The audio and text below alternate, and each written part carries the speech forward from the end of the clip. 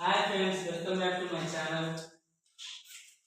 ఎలా ఉన్నారు? నేనైతే చాలా బాగున్నా. ఇప్పుడు క్లాస్ వచ్చేసి డాలర్ అండ్ కరెన్సీ.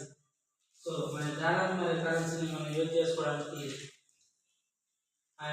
గుర్తుంచుకోవడానికి ఈజీ ట్రిక్ తయారు చేశాను. ఏంటంటే గనా ఎస్ఎస్సి టెన్.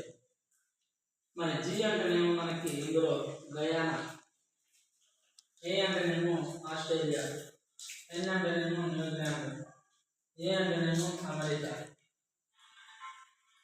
ఎస్ అంటేనేమో సింగపూర్, ఎస్ అంటేనేమో సూర్నారి, సి అంటేనేమో కెనడా,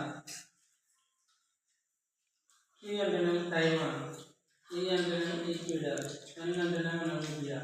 ఇవి డాలర్ మరియు కరెన్సీ గల దేశాలు.